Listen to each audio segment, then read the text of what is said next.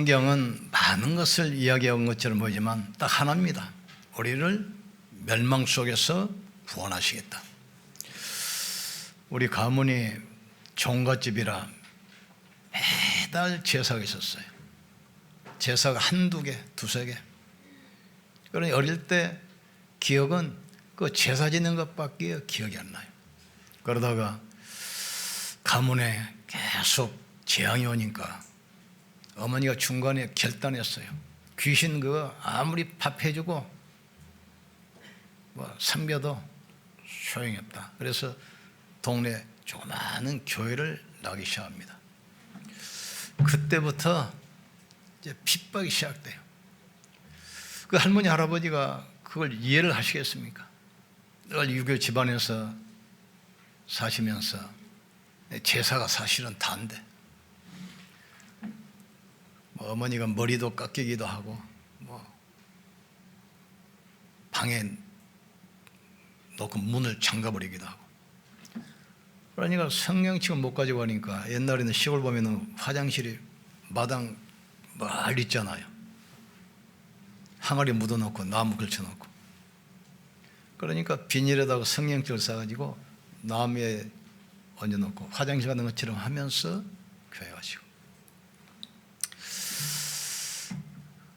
그러다가 결국은 제사가 끊어지고 우리 가족이 구원받기 시작한 겁니다.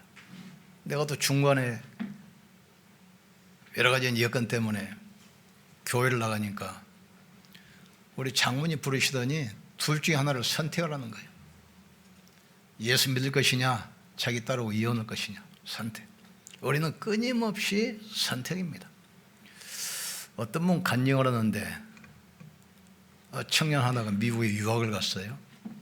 이제 대학도 졸업하고 취업도 이제 정착하는데 영주권을 신청할 때가 됐어요. 그래서 영주권을 받으려고 신청했는데 하필이면 고국에 계신 어머니가 돌아가신 겁니다. 그런데 장례식 때 나오면 그 기간이 안 맞아서 영주권을 못 받게 돼 있어요. 이 청년이 고민한 겁니다. 영주권이냐 어머니 장례식이냐. 그러다가 이제 가족 회의를 했어요. 어떻게 할 것이냐. 그러다가 가족이 어떻게 결론 내리냐면 장례식은 한국에 있는 가족이 해도 되니까 영주권 받도록 하자. 그래 여기서 올바른 취업도 하고 정착해서 생활도 하지. 그래서 영주권 받는 것으로 하고 장례식은 가족이. 그 청년은 장례식보다 영주권이 더 중요한 겁니다. 우리나라가 처음에 복음이 들었을 때 수많은 사람이 죽었어요. 이유가 뭐죠? 제사 때문에. 그래서 절두산 가면 그 언덕에서 목을 치면 한강으로 떨어졌잖아요. 수천 명, 수만 명이 죽었습니다. 그것 때문에. 우리는 순간순간 믿음을 선택해야 될 때 있어요. 어느 것이 우선순위냐? 우리를 창조하신 목적이 예배입니다. 하나님께 나간 자는 신령과 진정으로 예배할 자니 하나님께서 이렇게 자기에게 예배하는 자를 찾고 계시느니라.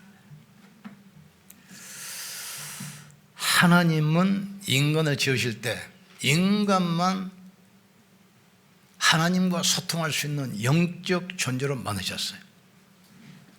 하나님은 영이시니 하나님께 예배한 자는 진정과 신령으로 예배할지니라. 하나님이 이렇게 자기를 찾는 자, 예배한 자를 찾고 계시느니라. 호렙산에서 하나님께서 모세를 만나잖아요. 가서 이야기해라. 그러니까 모세가 그럼 하나님은 누구라고 하겠습니까? 나는 여호와니라. 스스로 있는 자니라. 하나님은 피조물이 아닙니다. 창조주입니다. 그래서 무소부지 모르는 것이 없고 무소부지 안 계신 것이 없고 무소불능 능치 못함이 없습니다. 그 하나님께서 우리를 하나님의 형상과 모양대로 지었어요. 그리고 하나님과 소통할 수 있는 생기, 성령을 부어주셨어요. 인간은 육신만 있는 것이 아니라 영적 존재이기 때문에 하나님과 소통이 되는 것입니다. 그리고 나서 인간에게 만물을 다스리는 권세를 주셨잖아요. 생육하고 번성하여 땅에 충만하라 땅을 정복하라 다스리라. 그리고 이 축복을 누리도록 그 에덴 동산에 늘 만들어 주셔서 모든 축복을 누리도록. 어떤 학생이 질문을 해요. 목사님, 왜 하나님이 선악과를 만드셨을까요? 아니, 만들었으면 안 보이는데 한쪽에 놔두시지 잘 보이는 중앙에. 그게 하나님의 계획입니다. 인간은 모든 만물을 다스리지만 인간은 피조물이지 창조주가 아닙니다. 인간은 관리자지 주인이 아니라 이거죠. 이걸 늘 알도록 그 축복을 늘 누릴 수 있도록 하나님의 약속을 늘 볼 수 있도록 중앙에 놔두셨어요. 그래서 인간에게는 선택할 수 있는 자유의지를 주셨습니다. 인간은 기계가 아닙니다. 짐승이 아닙니다. 인격적 존재라 이 말이죠. 하나님처럼 영적인 존재요, 하나님처럼 인격적 존재요, 하나님과 소통할 수 있는 존재로 선택할 수 있는 자유의지를 주셨어요. 지금도 마찬가지입니다. 이건 옛날에 에덴 동산에서만 있었던 이야기 아니라 오늘 우리입니다. 우리도 자유의지가 있기 때문에 선택할 수 있는 의지가 있어요. 우리가 말씀 따라 갈 것이냐, 내 생각 따라 할 것이냐.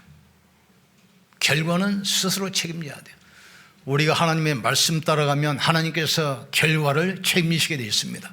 그러나 우리가 우리의 생각 따라가면 우리 결과는 내가 책임져야 돼요. 이 둘 중에 하나입니다. 그 말씀을 따라간 아브라함은 복의 근원이 됐어요. 그러나 자기 생각 따라간 아담과 하와는 가시와 저주와 엉겅기 속에 빠졌어요. 이건 옛날 얘기 아닙니다. 사단은 지금도 존재하고 활동합니다. 아담의 얘기 아니라 바로 우리 이야기입니다. 말씀 따라갈 것이냐, 내 생각 따라갈 것이냐. 말씀 따라가면 하나님께서 말씀의 결과를 책임지게 돼 있어요. 약속이니까. 그러나 내 생각 따라가면 내가 결과를 책임져야 돼요. 그래서 신앙생활은 선택입니다. 자, 첫 번째 인간이 고난 속에 빠진 근본 이유가 뭐죠? 하나님께서 자기 형상과 모양대로 창조하시고 모든 축복을 다 주셨잖아요. 그러면서 선택할 수 있는 자유의지를 주셨어요. 그런데 사단이 타락한 천사 사단에게 속아서 하나님의 약속을 놓쳐버리고 자기 생각대로 합니다. 보암직도 하고 먹음직도 하고 지혜롭게 할 만큼 탐스러운 나무인지라 자기 것을 먹고 남편에게 주며 말씀을 놓쳐버렸어요. 하나님 말씀을 따라간 것이 아니라 사단의 말을 따라갔어요. 이때부터 에덴 동산의 축복을 상실합니다. 하나님 놓쳐버리니까 영적인 눈이 어두워지고 육신 눈만 밝아져요. 그래서 하나님 떠나자 네피림 시대가 와버립니다. 사단에게 완전히 장악됐어요. 그러면서 한평생 죽기를 무수하여 일평생 마귀의 종이 됐다 했어요. 그러니까 하나님 말씀 놓쳐버리고 사단의 말씀 따라가다가 마귀의 종이 돼버린 겁니다.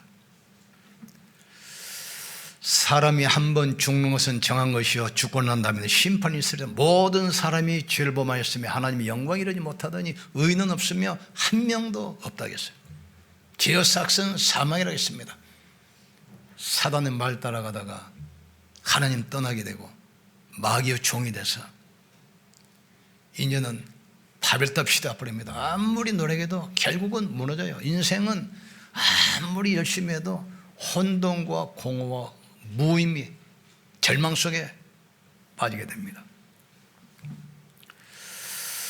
두 번째로 인간은 그래서 사단이 만든 불신의 상태 6가지 운명의 틀에 묶여버립니다. 하나님 놓쳐버리자 마귀 따라가는데 하나님이 내 인생의 주인이 아니고 운명의 틀로 마귀가 내 인생의 주인으로 태요. 저는 처음부터 거짓말한 자요 속이는 자라겠어요. 제사는 하나님께 하는 것이 아니라 귀신에게 하는 거라겠어요. 여기서 우리가 속으면 안 됩니다. 이때부터 사단은 영적인 눈이 닫히고 육신눈만 발전하게 되고 이제 보이는 형상을 우상으로 섬기며 살게 됐습니다. 하나님은 자녀가 마귀의 자녀로 운명과 사주팔자 틀에 묶이잖아요.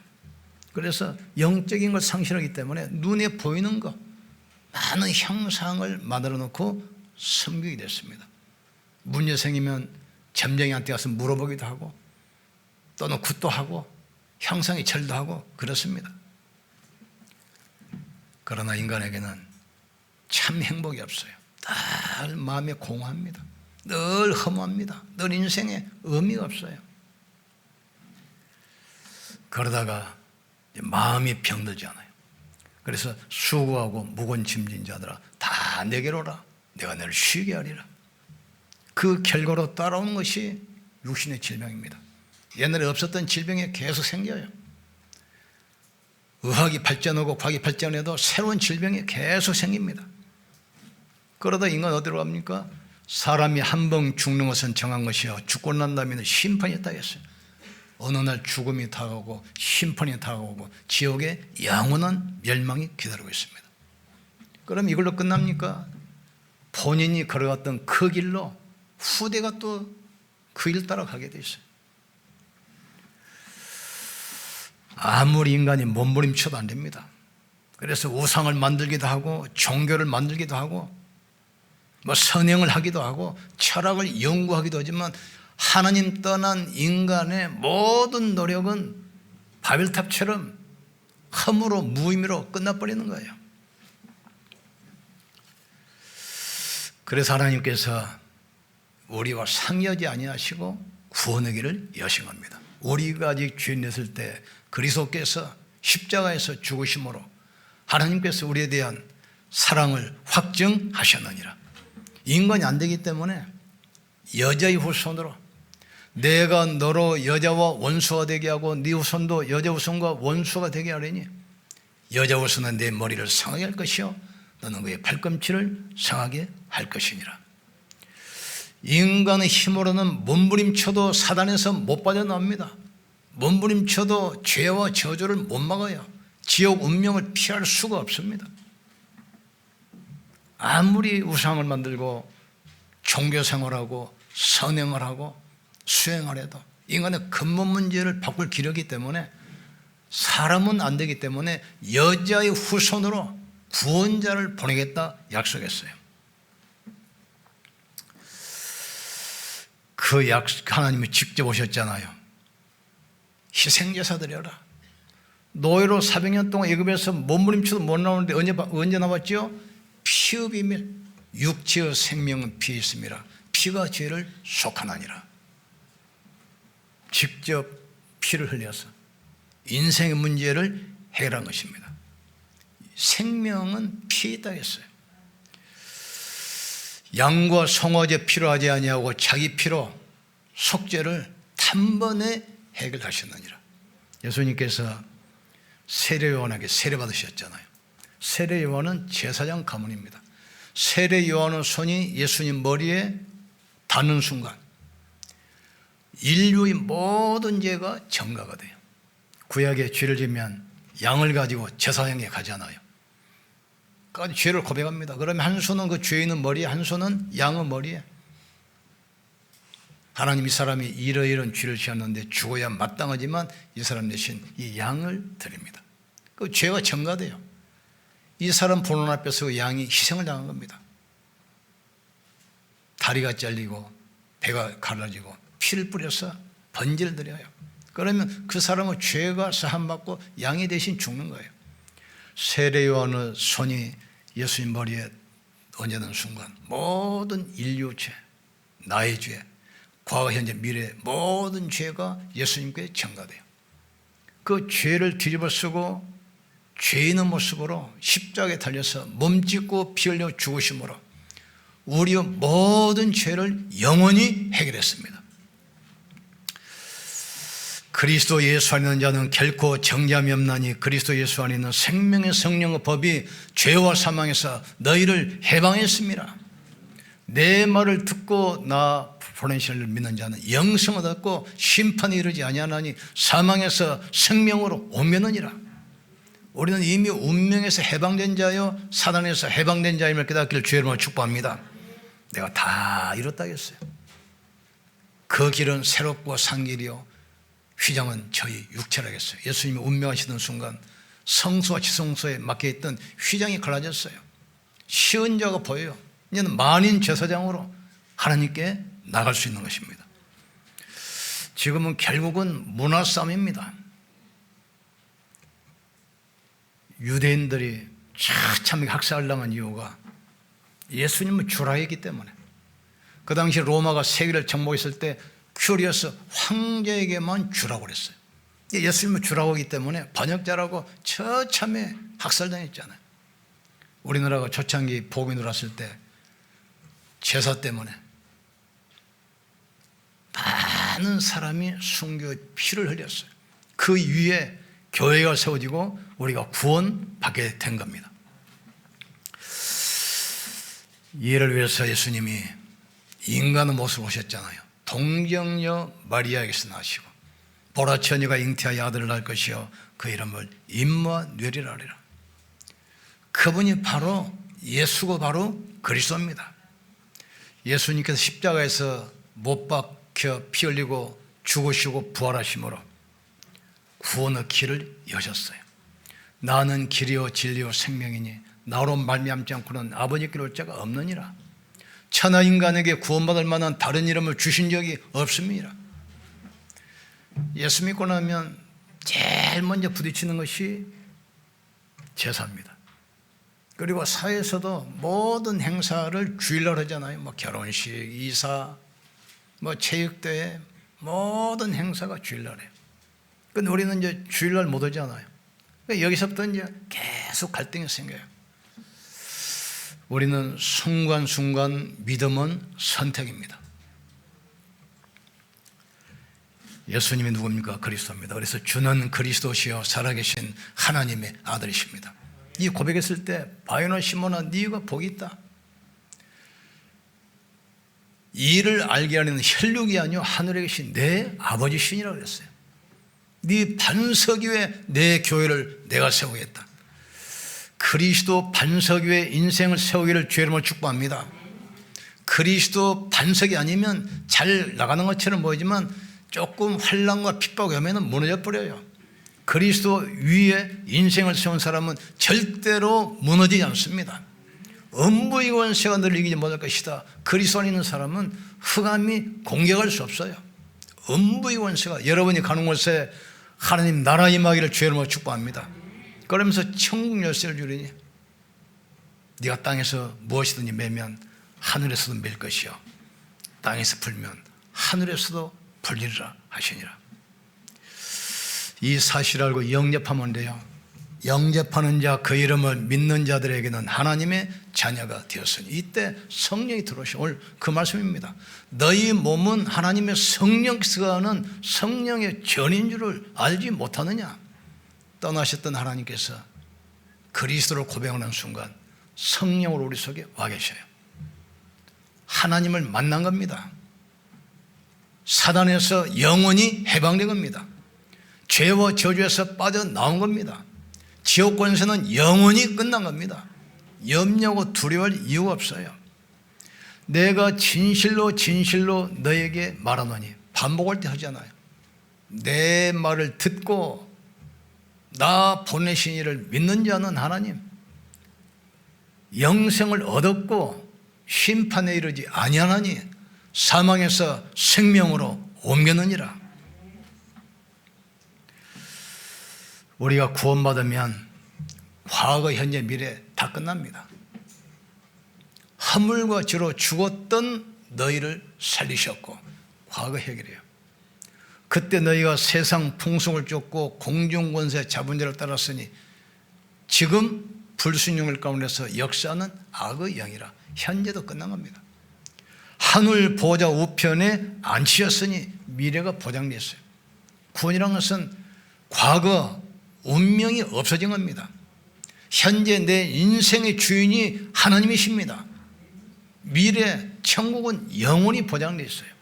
과거, 현재, 미래가 끝나버렸어요. 이제 우리는 말씀 따라가고 기도하면 돼요.